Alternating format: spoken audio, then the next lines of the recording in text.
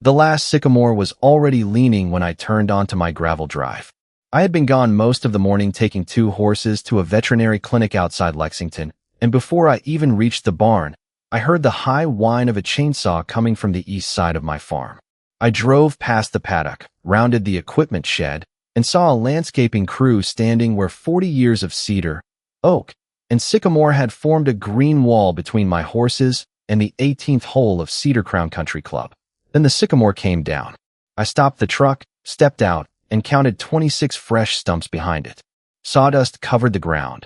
Orange survey flags ran through my pasture. And for the first time since the golf course was built, I could see straight across the 18th fairway to the expensive homes of Ashbourne Fairways. Sitting beyond my property line in a golf cart was Priscilla Renford, president of an HOA my farm had never belonged to. Shut the saws down. Now. The crew foreman killed his saw, but Priscilla rolled toward me as if this were a scheduled inspection instead of 27 mature trees lying across my land. She wore a cream golf vest, dark tailored pants, and tortoiseshell glasses, and she had a tablet balanced across her knees. She told me the trees had been identified as a safety concern and an obstruction to golf course visibility, and that the HOA and club had authorized what she called a landscape safety and view corridor improvement. I looked past her at the open fairway. You crossed onto a working horse farm and cut my trees. Priscilla barely blinked. She said their contractor had the proper documents. Their board had approved the work, and the community had waited long enough for the problem to be corrected. Then she looked through the empty space where my father's trees had stood and gave me the sentence I would remember later. Now our residents finally have the view they paid for. Big mistake. I wanted to argue, but arguing would not put one tree back in the ground, and getting angry around a crew with power equipment would only give Priscilla a different story to tell. I had spent years building commercial fencing and agricultural structures, and I knew something she apparently did not. A colored line on a contractor sketch is not the same thing as a legally established property boundary. So I took out my phone and started recording. I filmed every stump, every truck, every company name, every orange flag, and every piece of equipment still sitting on my side of the farm. I asked the foreman who hired him and who supplied his site sketch, and with my camera running, he pointed toward Priscilla. That helped. He let me photograph the sketch, and the moment I saw it, something felt wrong. The line on that paper placed part of my eastern pasture inside what it labeled the golf club buffer, even though the old boundary markers I knew were farther east. I did not accuse him of lying because I did not yet know who had changed what. I documented it instead. By the time a sheriff's deputy arrived, Priscilla had assembled a neat stack of papers, an HOA resolution, a hazard report, and the contractor authorization. The deputy looked at her documents, looked at mine, then explained that he could record what had happened but could not settle a disputed property boundary beside a pile of fresh stumps. That was fair. I asked for the incident number, made sure the report reflected that I claimed ownership of the cut trees, and wrote down the contractor's information while Priscilla watched me with the calm smile of someone who thought the sheriff had just confirmed she was right. He hadn't.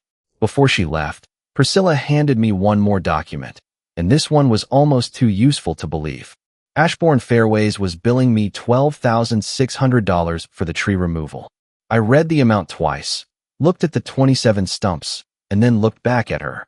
You billed me for cutting trees you're claiming weren't mine? Her smile slipped for maybe half a second. I folded the invoice and put it in my pocket. Good. I'll keep this.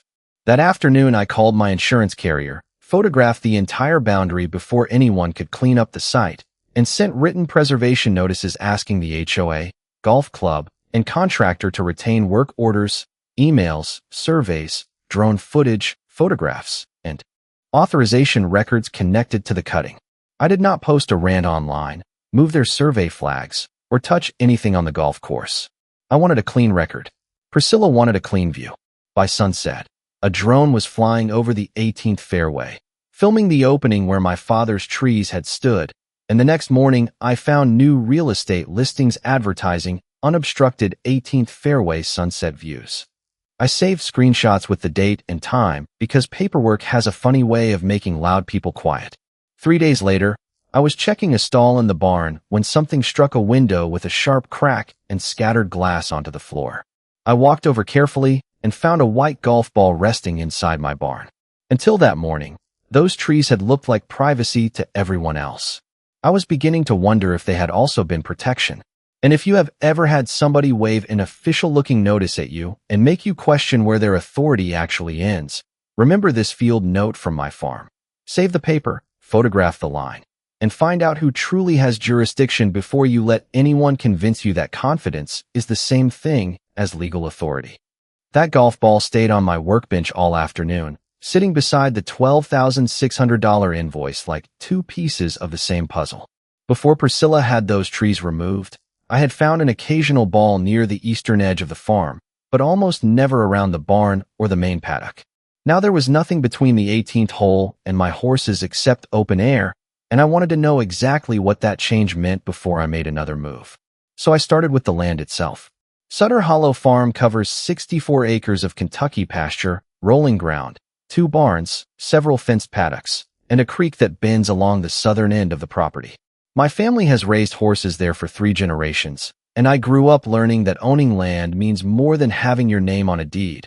It means knowing where water runs, where fences belong, where animals feel safe, and what changes when somebody moves one piece of that system. At 49, I knew every corner of those 64 acres. This was home. I also made my living designing and installing commercial fencing and agricultural structures, so I was not guessing when I looked at that contractor sketch and saw a boundary that did not make sense. My crews worked from surveys, permits, utility markings, setbacks, and written approvals because one careless assumption could put a fence on the wrong parcel or send a post into something buried underground. That was why Priscilla's neat little drawing bothered me more each time I studied it. Lines matter, but those 27 trees mattered for reasons no site sketch could show. My father, Emmett Sutter, planted them more than 40 years earlier, starting with cedar and adding sycamore and native oak as the years went by. I was a kid when he planted the first ones, and I still remembered carrying a 5-gallon bucket behind him while he measured the spacing with a length of rope he kept in the bed of his truck. Dad believed a boundary could be useful without being ugly. He used to say, "A good fence tells folks where to stop. A good tree line lets them figure it out themselves." I understood that better now. As those trees grew, they blocked winter wind from the paddock, softened the glare from the golf course, cut down the sound of carts and maintenance equipment, and gave the horses a quiet edge to the pasture. When Cedar Crown Country Club was developed next door 18 years earlier, the trees also became a natural screen between agricultural land and the 18th hole. I never asked the golf club to disappear. I asked them to respect the line. For years, that worked. Golfers played golf. I ran my farm. And if a stray ball turned up near the eastern boundary once in a while, I tossed it into an old bucket in the equipment shed. Nobody needed a feud. That was the part Priscilla never seemed to understand. She saw the trees as something blocking a view, while I saw 40 years of shade, wind protection, privacy, and my father's work standing exactly where he had intended it to stand. The afternoon after the cutting, I walked the entire eastern boundary with a measuring tape, a camera, and a yellow lumber crayon. Fresh-cut cedar still had that sharp, clean smell that usually reminded me of fence posts in winter, but now it mixed with sawdust spread across ground that had been shaded the day before. I stopped at each stump, photographed it beside the tape, recorded the species when I could identify it, and marked them in order. S01, S02, S03. By the time I reached S27, I had stopped thinking like an angry son and started thinking like a property owner building a record. That mattered. The largest sycamore stump was near the middle of the old line, and I recognized a scar along one side where Dad had removed a damaged limb years ago. I stood there longer than I meant to, remembering him balancing a handsaw on his shoulder and telling me not to rush a job just because I wanted it finished. "Do it once, Caleb," he used to say. "Do it right." I could almost hear him. So I did not touch the orange flags the contractor had left behind, and I did not start planting replacement trees before a surveyor and an arborist could see the original condition. I wanted independent professionals to document what was there because my memory of the boundary was useful to me, but evidence from people with licenses would be useful to everyone else. Anger could wait. Near sunset, I was finishing photographs when a golf cart moved along the 18th hole on the other side of the cleared area. I watched it travel through a space I had never been able to see clearly before, then looked back toward my paddock and realized how direct the opening really was. From parts of that hole, there was no longer a mature trunk, heavy branch, or thick canopy between a bad shot and my horses. Then I heard the clean strike of a golf club. A white ball rose above the fairway, crossed the new opening, and dropped somewhere beyond my fence line. I did not know yet what those trees had meant to the county, the golf club, or the original designers of that 18th hole. But I knew what I had just seen. They had removed more than a view obstruction. The next morning, I pulled every letter Priscilla Renford had sent me over the previous 4 months and spread them across my office desk in date order. The first one sounded friendly, almost polished, asking me to consider selective trimming so Ashbourne Fairways could protect what she called premium sight lines along the 18th hole. By the fourth letter, friendly had turned into falling limb hazards, pest concerns, golf course visibility, community safety, and language designed to make an ordinary homeowner think some official agency had already made a decision. It had not.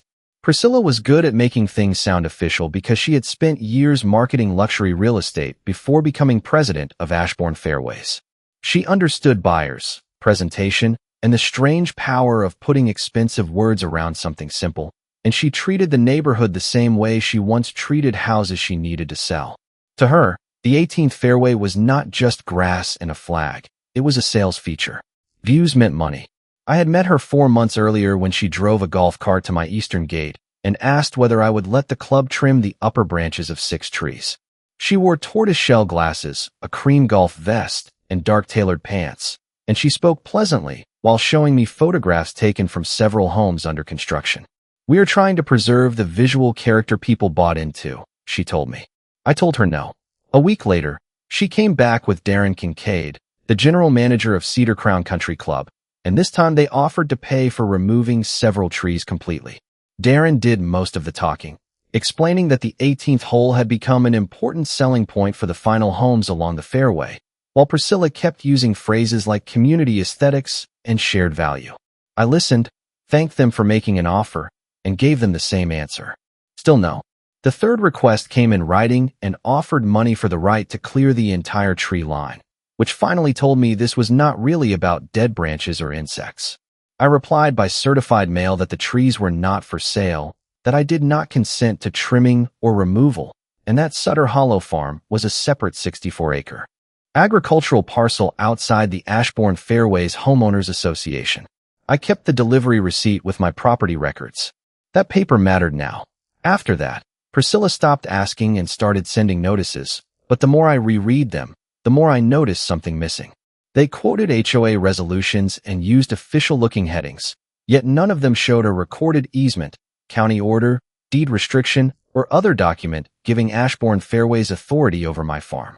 A homeowners association can make rules for property legally tied to that association, but a logo at the top of a letter does not move a property line. Authority needs a source. I called Marion Crestwood, a land use attorney I had worked with once on an agricultural access issue, and sent her the letters, my certified responses, the cutting invoice, photographs, and the contractor sketch. She did not promise me a dramatic courtroom victory, which was one reason I trusted her. She simply said, "Caleb, do not throw away anything they send you." I was already ahead of her. While Marion began reviewing the records, I started looking at Ashbourne Fairways from Priscilla's side, because people usually take bigger risks when something important is pushing them. The subdivision still had 12 premium lots near the 18th fairway, and recent marketing had suddenly shifted from golf course access to protected fairway views and sunset sightlines. Those words sounded familiar. Very familiar. I found public sales material showing that the developer was pushing to close the remaining premium lots before the end of its fiscal year, and Marion later obtained board material showing why Priscilla cared so much. The expected sales were tied to plans for a clubhouse roof, new pickleball courts, and money for the HOA landscape reserve, all while Priscilla had been telling residents she could deliver improvements without raising dues. If sales slowed, that promise got harder to keep. Now the pressure made sense. It did not excuse anything, but it explained why a woman who understood real estate would look at my father's trees and see a financial problem instead of somebody else's property. 10 sales could protect her budget promises, her reputation, and her standing with the board. That was motive. Marion found one line in meeting minutes that made me sit back in my chair. A board member had asked what would happen if I refused to clear the trees, and the recorded answer from Priscilla was simple. He cannot stand in the way of what this community needs. I read it twice. She had confused what her community wanted with what her association had the legal power to take. Those are different things. Then Marion forwarded another short exchange connected to the premium lot marketing, one that had been preserved with the board material. Darren had written, "No view, no premium." Priscilla's reply was even shorter. "Then we create the view." I looked through my office window toward the raw opening along the eastern pasture and understood that those 27 stumps had not appeared because somebody made an innocent mistake about a few dangerous branches. There had been requests, refusals, money, a deadline, and a clear reason to want the trees gone. But I still needed to prove exactly how they crossed the line. And somewhere between Priscilla's office and the landscaping crew, somebody had handed a contractor a drawing that moved my boundary nearly 16 feet. The boundary question stopped being a question 2 mornings later when Jonah Vale pulled a steel survey pin from beneath 6 inches of packed soil and leaves. Jonah was a licensed surveyor who had worked farms, subdivisions, and commercial sites across central Kentucky for almost 30 years, and he had no interest in what Priscilla thought the line should be. He worked from the recorded plat, deed descriptions, original monuments, and measurements tied to known control points, then checked everything again before putting his name on it. The numbers were ugly. We started at the north end of the cleared strip and walked south while Jonah marked the legal boundary with bright stakes, and every fresh stump stayed on my side. The closest stump was about 6 feet inside Sutter Hollow Farm, while several were 10 or 12 feet in, and the deepest one sat almost 14 feet from the true property line. Not one of the 27 trees belonged to the golf club. Case closed on that question.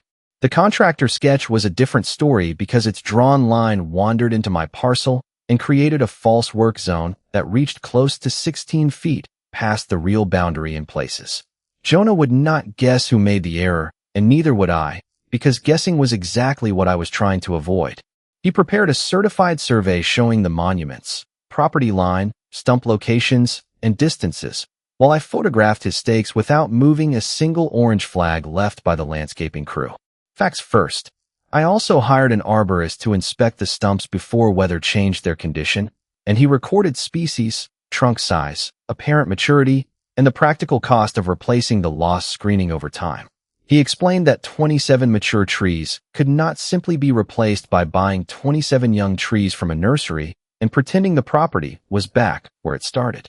I kept his report with the survey, photographs, insurance claim, sheriff incident number, and Priscilla's $12,600 invoice.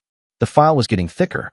Meanwhile, Ashbourne Fairways kept advertising the new view as if nothing had happened, and I watched another drone make a slow pass over the 18th fairway one Saturday afternoon.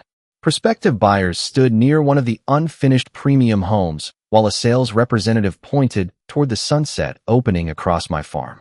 I took a photograph from my own property, noted the time, and went back to feeding horses. Let them document themselves. The safety problem grew harder to ignore over the next week because golf balls began appearing farther inside the farm than I had ever seen before. I marked each location on a simple map, wrote down the date and approximate time, and added the weather conditions when I could, not because I thought I was a scientist, but because a pattern is easier to explain when it is written down. The ball that broke the barn window went into a labeled bag instead of the trash. Evidence beats memory. Then Juniper got scared. Juniper was an older mare who had spent enough years around tractors, trailers, dogs, and farm equipment that very little bothered her anymore. But a ball came down inside the paddock close enough to make her jump and run toward the fence. She came away with a minor scrape that the veterinarian cleaned and treated, nothing life-threatening, but I kept the veterinary note and invoice because the point was not to make the incident sound worse than it was. The point was that it happened. I called Cedar Crown and calmly reported the ball incidents, then followed the call with an email so there would be a written record. Darren replied that golfers were responsible for controlling their own shots and that the club could not guarantee every ball would remain within the course. I did not argue with him. I saved the email. A few days later, I was checking the eastern fence when a retired Cedar Crown groundskeeper named Walter stopped his cart on the club side and stared at the open strip. He had worked there for years before retiring and still played weekday mornings with a group of old friends. "They took out the safety screen?" he asked. I looked at him. "You called those trees a safety screen?" Walter seemed surprised by my question and pointed toward the 18th hole. "That is what we always called it. That hole has been tight to your farm since they built the course." Then he shrugged, said somebody at the club office would know more, and drove on. 2 words changed everything. Until then, I had been building a strong property damage case. A certified survey, written refusals, a questionable contractor sketch, photographs, and a clear financial reason for Priscilla to want the trees removed. Walter had just suggested there might be another layer, one that had nothing to do with whether Priscilla liked my trees or whether Darren wanted prettier real estate photographs. I needed the original golf course records. The next morning, I drove to the county planning office and asked for the approval file connected to Cedar Crown's development 18 years earlier. The clerk warned me that older records might take time to locate, so I submitted the request in writing and gave her the parcel. Information, development name, approximate approval year, and the 18th hole boundary as specifically as I could. No shortcuts. 2 days later, she called and told me they had located archived material, including planning conditions, engineering exhibits, correspondence, and a consultant study prepared before the course opened. I drove over that afternoon, sat at a public records table, and started reading from the beginning instead of hunting only for something that proved me right. About halfway through the file, I found a report with a plain title that made me stop. Ball Flight Safety Study, Hole 18. The study discussed the narrow distance between the fairway and the neighboring working agricultural property, which was my family's farm, and it described the need for a continuous protective buffer along that side of the course. Then I turned to the county approval conditions. There it was. Condition 14.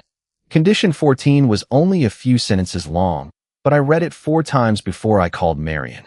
The county had approved Cedar Crown Country Club with a requirement that a continuous vegetative or engineered impact barrier be maintained along the boundary beside the Sutter farm, because the 18th hole sat close to active agricultural land. The old ball flight safety study made the reason plain. Bad shots were expected, horses and farm workers could be present on the other side, and the course needed a dependable layer of protection between golf activity and our property. That changed the case. I drove straight to Marion's office with copies of the approval conditions and the safety study, but she stopped me before I could get too excited. She reminded me that finding an old county document did not mean I got to decide what it meant today, because conditions can be amended, replaced, interpreted differently, or affected by later permits. "We verify first," she said. Exactly right. Marion requested the complete approval history, including amendments and later site plans, while I sent the ball log, photographs, veterinary record, and barn window damage to my insurance file. We also asked the county engineer for a formal review of condition 14 and the current condition of the 18th hole boundary. I wanted the county to tell us whether the requirement still applied, not my anger to tell me what I wanted to hear. That distinction mattered. While we waited, Marion received documents preserved by the landscaping contractor, and one email made both of us go quiet. Before the cutting, someone at the contractor had warned Priscilla that available survey information suggested most of the trees might sit outside the golf club line, and the contractor asked for an owner release before proceeding. Priscilla had answered that HOA council had handled it and told them to proceed before the weekend photography. She had been warned. Marion checked with the HOA council named in the communications, and the record we obtained did not show that council had approved cutting my trees or provided the owner release the contractor requested. That did not automatically prove every legal claim we might make, and Marion was careful about saying so. But it gave us something much better than a guess about Priscilla's state of mind. A written warning followed by a written instruction to move ahead. Paper remembers. The financial records we had already reviewed made the timing easier to understand, because Ashbourne Fairways still had 12 premium lots near the 18th fairway, and the developer wanted at least 10 sold before the fiscal year closed. Those expected sales were tied to plans for the clubhouse roof, new pickleball courts, and money going into the landscape reserve. While Priscilla had built her reputation around telling residents she could deliver those improvements without raising their dues. Darren's message had said, "No view, no premium," and Priscilla had answered, "Then we create the view." Now we knew when she wanted it created. before weekend photography. None of that turned Priscilla into some secret criminal mastermind. And honestly, the truth bothered me more because it was so ordinary. She had a budget problem, a public promise, expensive lots to sell, and a property owner who kept saying no.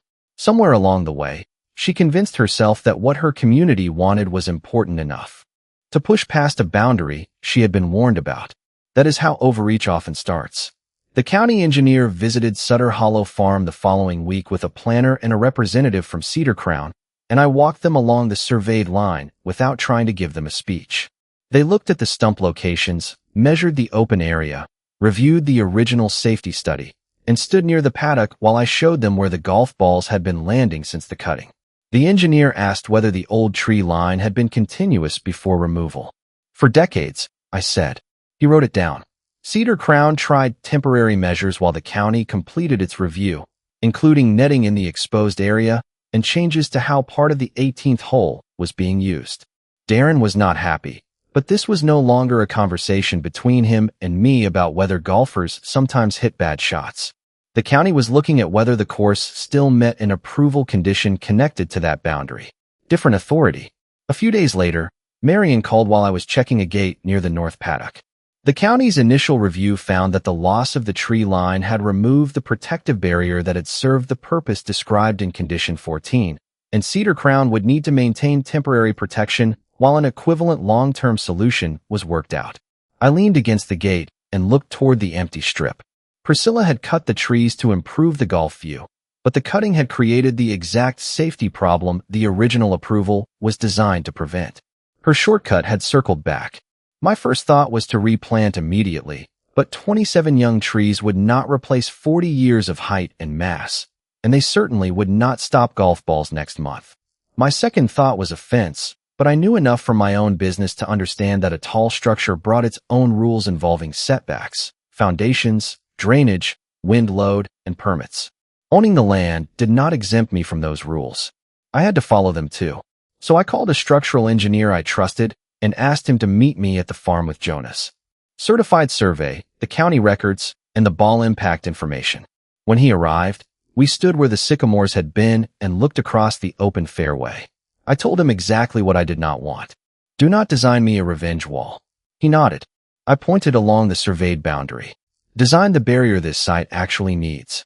The structural engineer spent nearly 3 hours walking the eastern boundary before he talked about height, steel, or cost.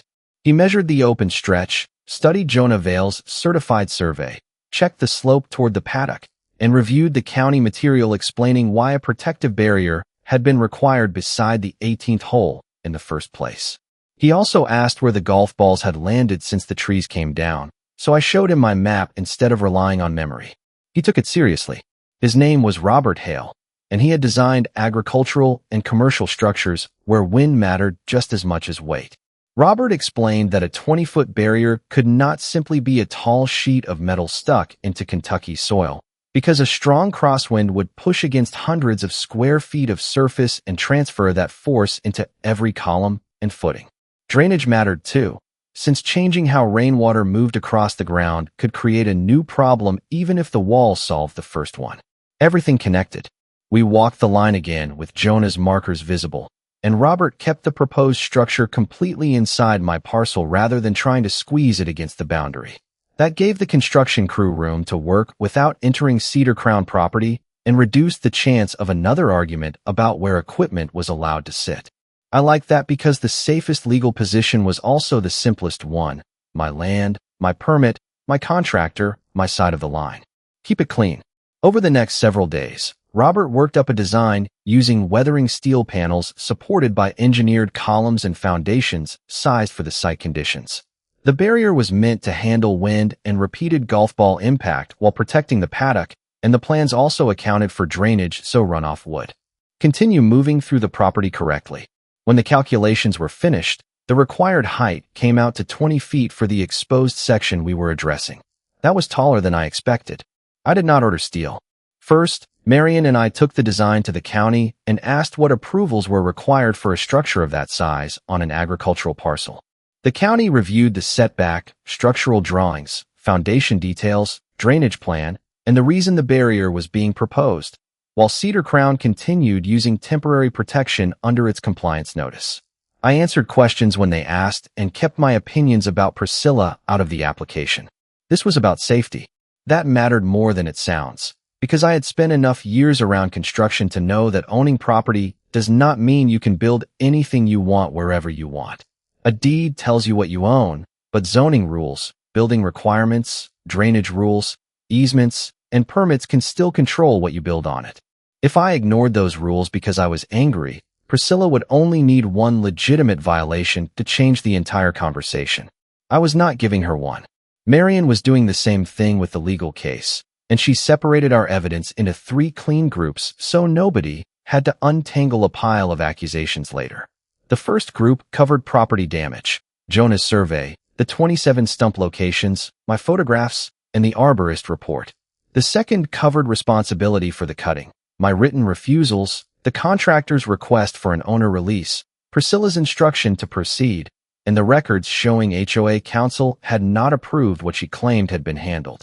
The third covered the safety issue, Condition 14, the original ball flight safety study, my golf ball log, the barn window, Juniper's veterinary record, and the county review. 3 questions. Who owned the trees? Who authorized the cutting? And what happened after the barrier disappeared? That structure kept us from making the mistake Priscilla had made from the beginning, which was treating several different kinds of authority as if they were all the same thing. An HOA resolution could not move my boundary. A contractor sketch could not replace a certified survey. And my ownership of the farm could not replace a building permit. Paperwork has lanes. While Marion sent formal preservation demands covering emails, texts, work orders, photographs, board records, site plans, and communications with the landscaping company, I kept logging every ball that crossed onto the farm. I also kept Cedar Crown informed in writing when something landed near an occupied area, because I wanted a record showing that my goal was prevention, not surprise. Darren rarely said much in his replies anymore. He was getting careful. Priscilla went the other direction. She began telling residents that I was planning an oversized industrial fence to punish the neighborhood, and one afternoon I saw her standing with 2 board members on the golf course side of the boundary, staring at Robert's survey stakes. She never crossed onto my land. She had learned that much. A few days later, county staff asked Robert for one small revision to the drainage detail, which he made and resubmitted without drama. That delay cost us several days, but I preferred several days of waiting to several months of fighting over a preventable permit problem. Slow was not surrender. Then the approval came through. I read every condition before signing the contractor agreement, ordered the weathering steel, scheduled utility marking where required, and arranged access entirely from the farm side so no crane, truck, or worker would need Cedar Crown's property. By the end of the week, new survey stakes marked the footing locations in a straight line behind the place where my father's trees had once stood. Nothing had been built yet. The next morning, I saw Priscilla stop her golf cart on the 18th fairway and stare at those stakes for almost a full minute. Darren pulled up beside her, and even from my side of the pasture, I could tell the conversation had changed. That afternoon, Marion forwarded me an email. Priscilla had requested an emergency hearing to stop construction before the first steel column went into the ground. Priscilla's emergency filing arrived 48 hours before the steel delivery, and she had changed her language again. The trees were no longer dangerous. The cutting was barely mentioned. And now my approved barrier was an industrial structure that would damage neighborhood character, reduce property values, and unfairly punish homeowners who had nothing to do with our dispute. She wanted the county to stop construction until Ashbourne Fairways could challenge my permit. That told me she was worried. Marion read the filing at my kitchen table while I made coffee, and she circled every place where Priscilla described the fairway view as something residents had relied on when buying their homes. That argument sounded reasonable until you remembered how the view had been created. They were asking the county to protect access to scenery that only existed because 27 trees had been removed from land they did not own. That was the trap. Marion told me not to answer Priscilla publicly, even though neighborhood posts had already started calling me angry, unreasonable, and anti-community. A few residents probably believed what they were being told, and I had no interest in turning people who bought homes in good faith into enemies. If I started trading accusations online, The hearing could become a personality contest instead of a record about boundaries, permits, and safety. So I stayed quiet. Behind that silence, Marion kept digging. The board records showed that 12 premium lots remained near the 18th fairway, and the developer's year-end plan depended on selling at least 10 of them before the fiscal year closed. Money from those sales was expected to support the clubhouse roof project, the proposed pickleball courts, and the HOA landscape reserve, while Priscilla had spent months telling residents those improvements could move forward without a dues increase. If the premium lot slowed down, her promise became much harder to keep. There was the pressure. Marion also found marketing drafts prepared before the trees were cut, and several versions described protected fairway views and premium sunset sight lines, even though my tree line still blocked much of that view at the time. Darren's message was already in the record. No view, no premium. Priscilla's answer was still worse. Then we create the view. Those 6 words kept getting heavier. The contractor documents added another layer because the request for an owner release had been sent before the cutting, not after somebody realized there was a problem. The contractor had specifically raised uncertainty about the boundary and asked for proof that the work could proceed. Priscilla responded that HOA council had handled it and ordered the crew to move ahead before weekend photography, while the legal records we had obtained showed no approval from council authorizing removal of my trees. She had a chance to stop. That mattered more to me than any insult she had ever made, because this was no longer about whether Priscilla had been rude or arrogant. It was about a decision made under financial pressure after someone had raised the exact ownership problem that later proved real. People make bad choices that way. The morning before the hearing, I walked the eastern boundary with Robert Hale and checked every proposed footing location against Jonah's survey. Utility markings were complete where required.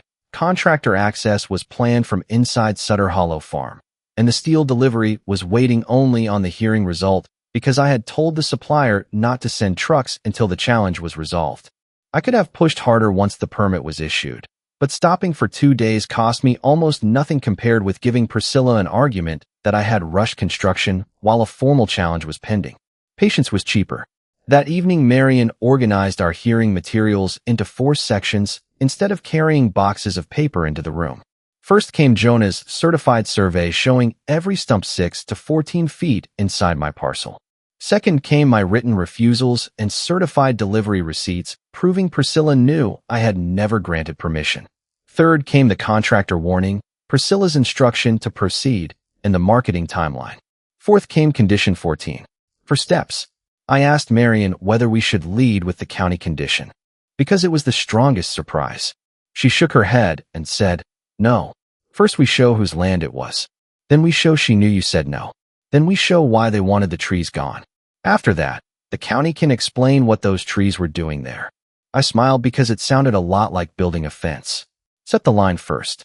The hearing room was already crowded when we arrived the next afternoon, with Ashbourne residents filling most of the chairs and several Cedar Crown members standing along the back wall. Darren sat beside the club's attorney. Priscilla had a thick binder in front of her, and 2 developer representatives whispered together near the aisle. I carried 1 slim document case. That was enough. Before the hearing started, Priscilla passed our table and stopped just long enough to speak quietly. "You know this wall hurts people who never touched your trees." I looked at her and kept my voice low. That is why I got a permit instead of taking a chainsaw to something I did not own. She walked away without answering. Marion opened the case and placed the certified survey on top, followed by my letters, the contractor email, and the old county approval file. Across the room, Priscilla was still telling a board member that the county would never allow one farmer to damage an entire community's property values. Maybe she believed it. Then the hearing officer called the room to order, and Priscilla stood to make her case first. Priscilla spoke for almost 15 minutes, and if you had walked into that room without knowing the history, her argument might have sounded reasonable. She talked about homeowners who had paid premium prices, families who expected a certain neighborhood character, and a 20-foot steel structure that she said would harm views and property values along the 18th fairway.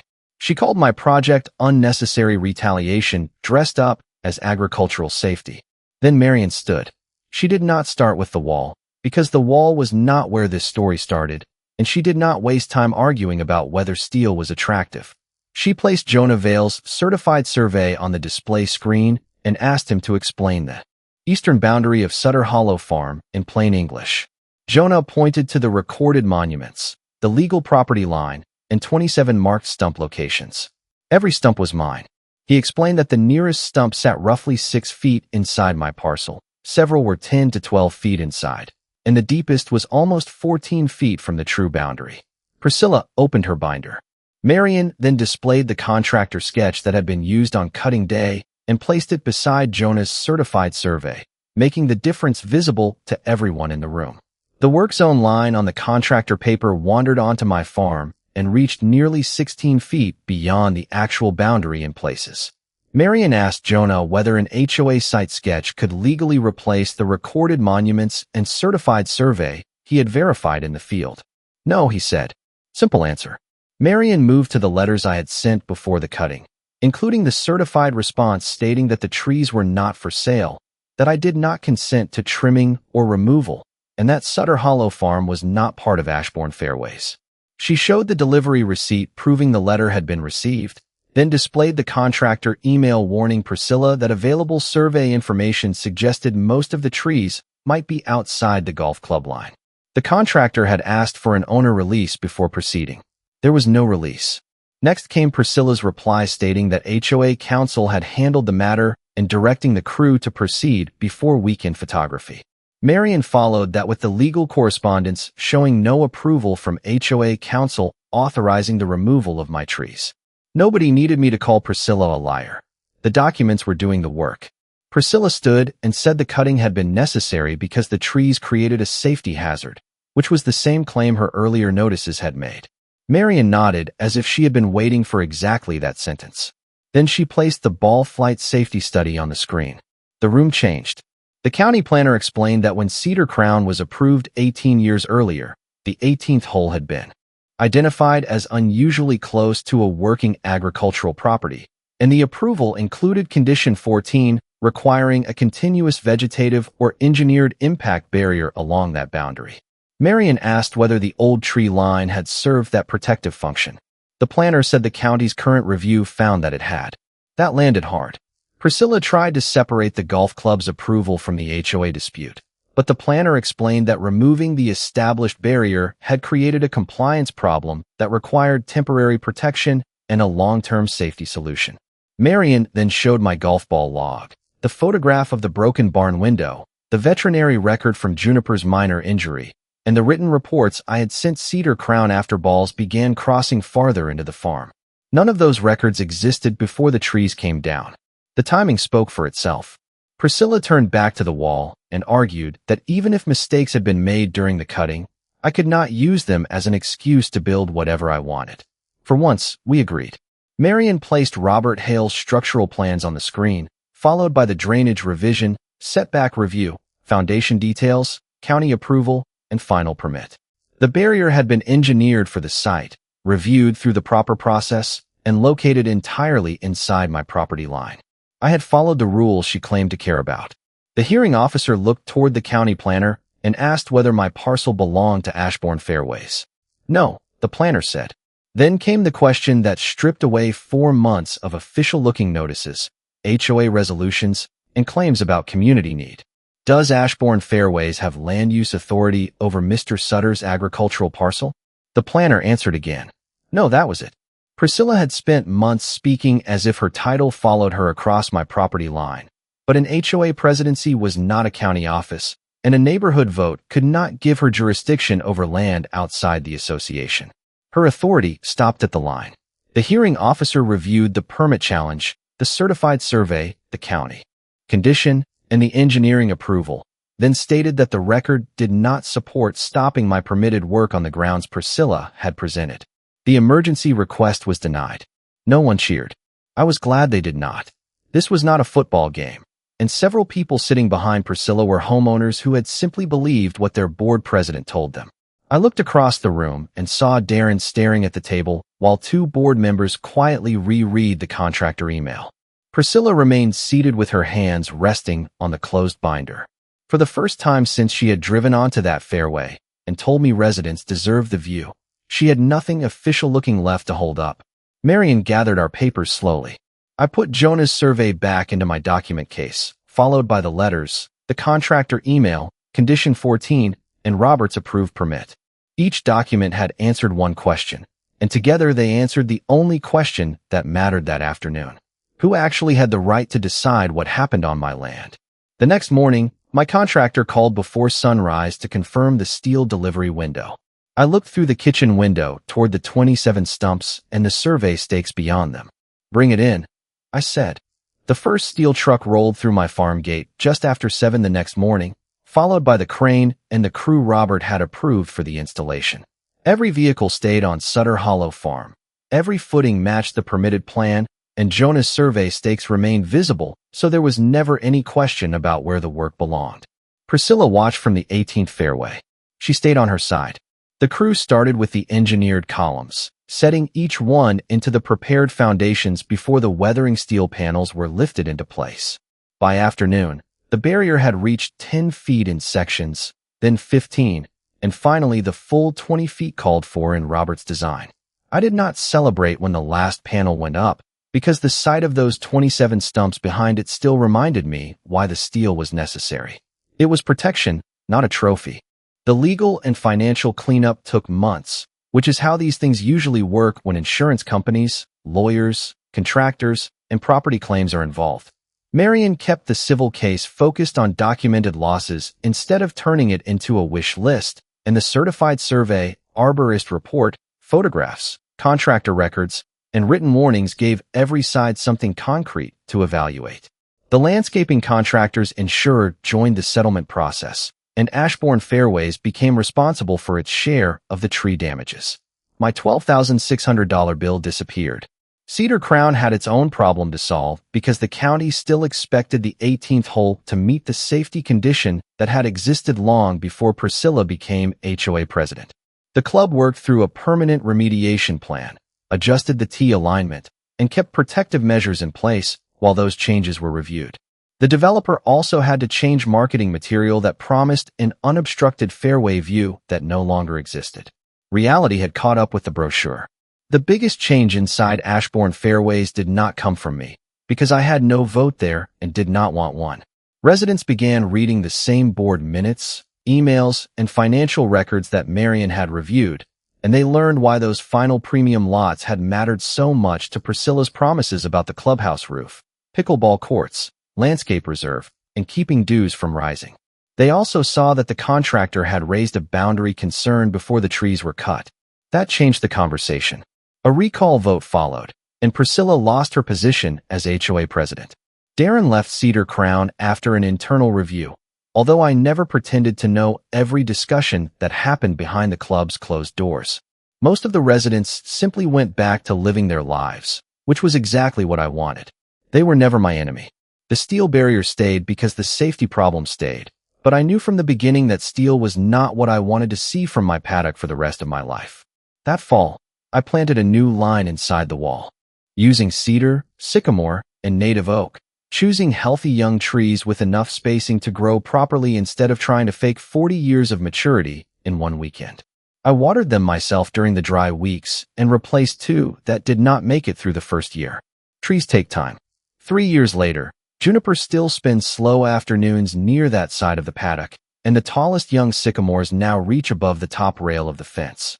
They are nowhere close to the trees my father planted, but they are growing, and each spring the wall looks a little less like the end of something and a little more like the beginning of something else. The new HOA president eventually asked me a fair question while we were both standing near the boundary. "Do you think you will ever take the steel down?" I looked at the young trees moving in the Kentucky breeze and thought about it before answering. When the living wall can do its job again. I meant it. Looking back, what stays with me is not the hearing or the moment the steel reached 20 feet, because the useful part of this story happened much earlier, when I decided not to let anger choose my next move. This is a dramatized story, but the lesson behind it is one I believe is worth carrying into real life. Keep the deed, save the email, photograph the damage, get the survey, and learn which authority actually has jurisdiction before you start fighting with somebody who sounds certain. Property rights mean very little if you cannot prove where your property begins, and evidence means very little if you never take it to the right people. The law is not a magic hammer, and rules can differ from one county or state to another, but a calm record gives you somewhere solid to stand.